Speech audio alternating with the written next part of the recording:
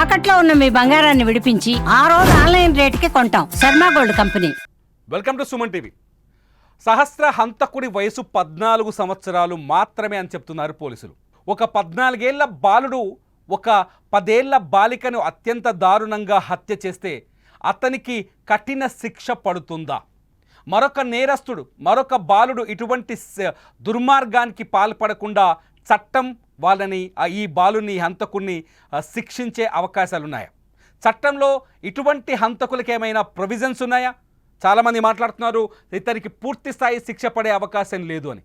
ఈ అంశాలన్నింటినీ మనతో చర్చించడానికి లైవ్లో అందుబాటులో ఉన్నారు సీనియర్ అడ్వకేట్ నోముల జగన్ రెడ్డి. ప్రస్తుతం మన జగన్ రెడ్డి లైవ్లో అందుబాటులో ఉన్నారు. నమస్కారం జగన్ గారు. అండి సుమన్ టీవీ గారు నమస్కారం, ప్రేక్షకులందరికీ నమస్కారం. జగన్ గారు, మీరు సహస్ర హత్య కేసును ఫాలో అవుతున్నారు, సహస్ర హత్య కేసును చూస్తున్నారు. ఆ ఎవరైతే బాలుడు ఉన్నారో, హంతకుడు ఉన్నారో, అతని వయసు కేవలం 14 సంవత్సరాలే అని తెలుస్తుంది. పోలీసులు కూడా కొద్దిసేపటి క్రితం చెప్పారు. 14 ఏళ్ల వయసున్న ఈ హంతకుడికి ఎటువంటి శిక్ష పడే అవకాశం ఉంది? దురదృష్టవశాత్తు మనకు ఇప్పుడు 18 సంవత్సరాల లోపుగా ఉన్న వాళ్ళని బాల నేరస్తులుగా పరిగణిస్తారు. బాల నేరస్తులలో కూడా మళ్ళీ 2 రకాలు ఉంటారు.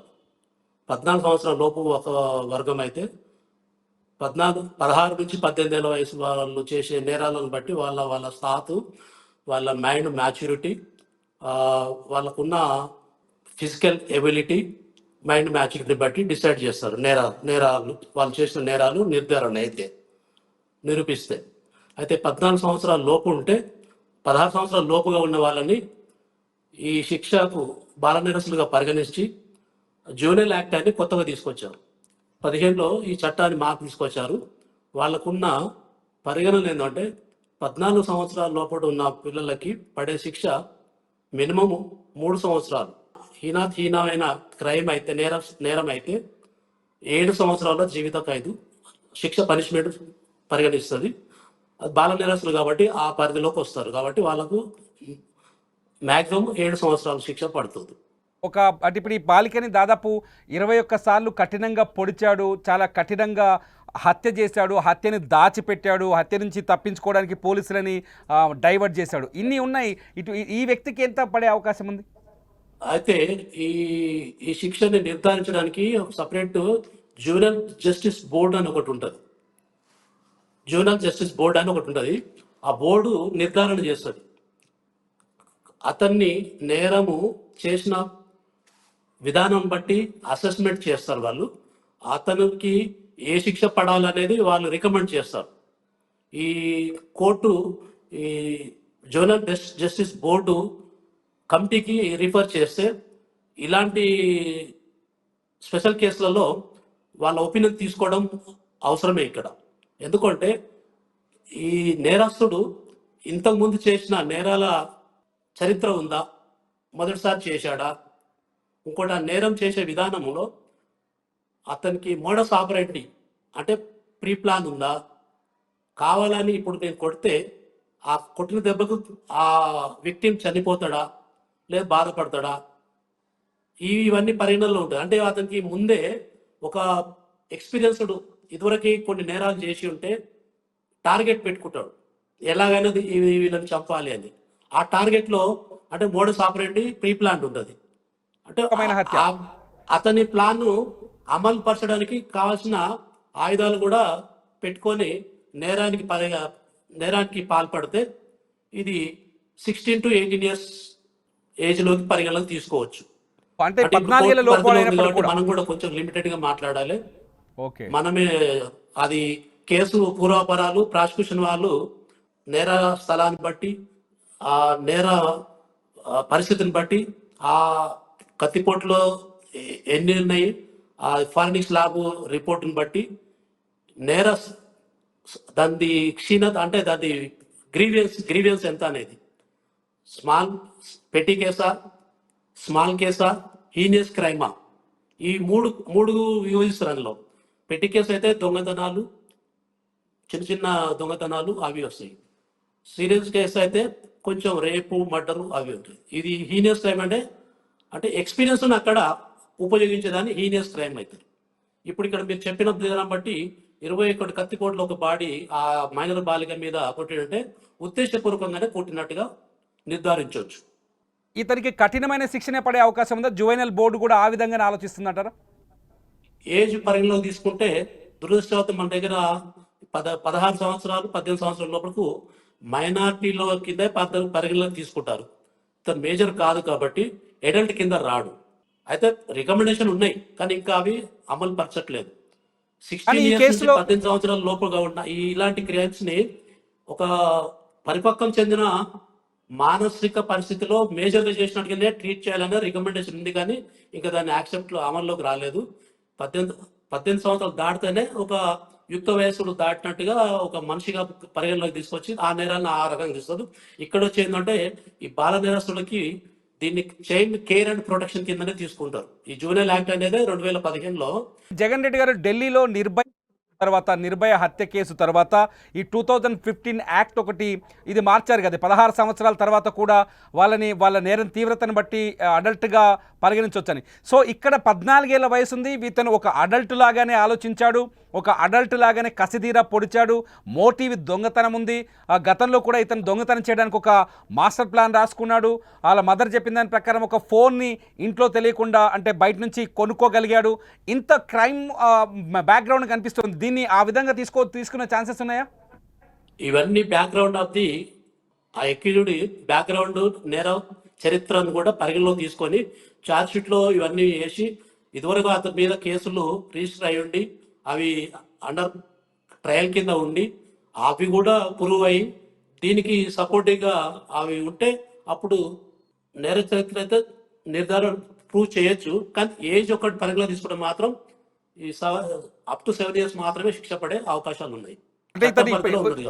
కానీ సహస్ర తల్లిదండ్రులు, మనం ఒకసారి ఎమోషన్ యాంగిల్లో వెళ్దాం. ఇందులో సహస్ర తల్లిదండ్రులు చెప్తున్నారు, ఎట్టి పరిస్థితుల్లోనూ నా కూతుర్ని చంపిన వాళ్ళని బతకనివ్వద్దు, అతనికి కఠినమైన ఉరిశిక్ష పడాలి, మరణశిక్ష పడాలి అని కోరుకుంటున్నారు. అటువంటి ఛాన్సెస్ ఉన్నాయా? మరణశిక్ష వైపు వెళ్ళే ఛాన్సెస్ ఏముందా ఈ కేసులో గట్టిగా వాదిస్తే? నిండు ప్రాణాన్ని బలిగొన్న ముద్దాయికి ఒక సామాన్య మానవులుగా అందరము దాన్ని ఖండించాల్సిందే, తీవ్రంగా ఖండించాల్సిందే. ఇలాంటి నేర చరిత్ర ఉన్న ఈ బాలులు కానీ పెద్దవాళ్ళు కానీ ఇలాంటి వాటికి ఎక్కడ స్థానం లేకుండా శిక్షించాల్సిందే.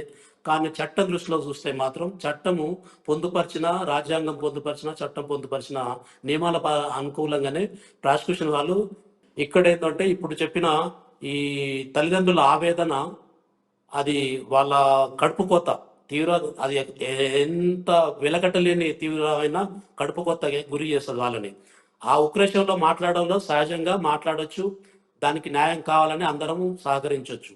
కానీ చట్టం నిర్దేశించిన చట్టం ప్రకారంగానే మనం రాజ్యాంగం కానీ మన కోర్టులు కానీ చట్టాలు కానీ అడ్వకేట్లు కానీ ప్రాసిక్యూషన్ కానీ అప్రూవ్ చేసేంత వరకే ఉంటుంది. కాబట్టి మిగతా నిర్ణయాన్ని అనేది జడ్జి గారు ఆ కోర్టులో ప్రాసిక్యూషన్ వాళ్ళను పొందుపరిచిన ప్రూవ్ చేసిన కేసుని బట్టి తీర్పు ఇవ్వడం జరుగుతుంది. కానీ ఇక్కడ ఇప్పుడు అమల్లో ఉన్న చట్టం ప్రకారం అయితే 16 సంవత్సరాల లోపుగా ఉన్న పిల్లవాళ్ళకి 7 సంవత్సరాలు మించి శిక్ష లేదు.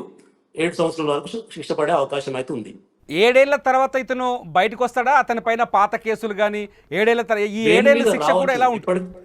ఇప్పటికైనా బెయిల్ మీద రావచ్చు, నిరూపించుకోవచ్చు, జామీన్ ఇచ్చి ఒకవేళ కోర్టు వారు బెయిల్ పిటిషన్ పెడితే కోర్టు వారు బెయిల్ ఇవ్వచ్చు. అయితే ఈ 3 సంవత్సరాల వరకు మాత్రం అతన్ని ఒక సంరక్షణలో ఒక జూనియర్ హోమ్ ఉంటుంది, ఆ జూనియర్ హోమ్లో పెడతారు. అక్కడ ఏంటంటే అతని ప్రొటెక్షన్, ఎడ్యుకేషన్ అతని పరివర్తన మార్చడానికి రీహాబిలిటేషన్ సెంటర్ లాగా పెడతారు. రీహాబిలిటేషన్ అంటే మనిషి అలవాట్ల ప్రకారంగా కొంచెం అలవాట్లు నేర్పడానికి, మంచి అలవాట్లు సదుద్దేశంతో సద్బుద్ధితో పరివర్తన తీసుకురావాలనే ఉద్దేశంతో రీహాబిలిటేషన్ సెంటర్లలో పెడతారు. ఆ 3 సంవత్సరాల్లో అతను పరివర్తన చెంది ఏదన్నా జ్ఞానోదయమై అలాంటి వాటికి దూరంగా మెసులితే దాన్ని బట్టి కోర్టు వారు అతనికి అవకాశం ఇస్తారు. ఏదైనా నువ్వు చెప్పుకునేది ఉంటా, ఈ నేరానికి నువ్వు అంగీకరిస్తున్నావా, లేకపోతే దాని మీద నువ్వు ఏమైనా పరిపర్త చెందుతున్నావా, నీ మనోవేదన ఎలా ఉంది అదే నీ సొంత చెల్లెలో అక్కనో అయితే ఇలాగే చేస్తే ఎవరైనా వేరే వాళ్ళు చేస్తే నీలో మార్పు ఎలా ఉంది, ఇప్పుడు నువ్వేమి కోరుకుంటున్నావు, కోర్టు నీకు ఏమి శిక్ష వేయాలో నువ్వేమైనా చెప్పుకునేట్టు చెప్పుకో అన్నప్పుడు అతను చెప్పే విధానాన్ని బట్టి కూడా కొంచెం రిలాక్సేషన్ ఇవ్వచ్చు.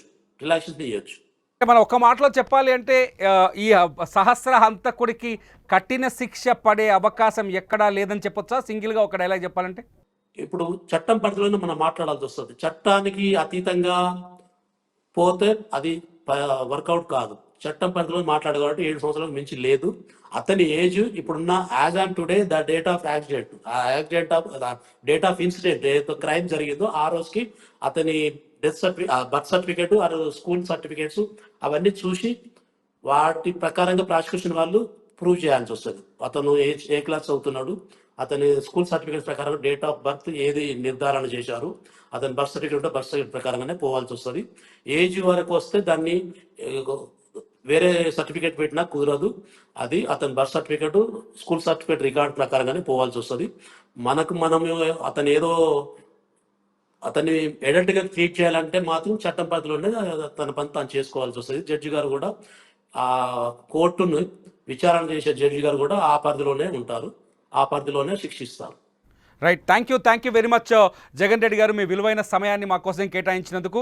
ఇది ప్రస్తుతానికి సహస్ర హత్య కేసులో ఒక కీలకమైన మలుపు ఏంటంటే, సహస్ర తల్లిదండ్రులు కోరుకుంటున్నారు అతనికి మరణ శిక్షణ పడాలని, కానీ చట్టం ప్రకారం అతను 14 ఏళ్ల లోపు ఉన్నాడు కాబట్టి 7 ఏళ్ల వరకు శిక్ష పడే అవకాశం ఉందని న్యాయ నిపుణులు చెప్తున్నారు. చూద్దాం సహస్ర హత్య కేసులో విచారణ ఎలా ముందుకు సాగుతుందో, చివరికి కోర్టు అతనికి ఎటువంటి శిక్ష వేస్తుందో వేచి చూద్దాం. చూస్తూనే ఉండండి లైవ్ అప్డేట్స్ కోసం సుమన్ టీవీ డిజిటల్ లైవ్, అట్లాగే సుమన్ టీవీ లైవ్.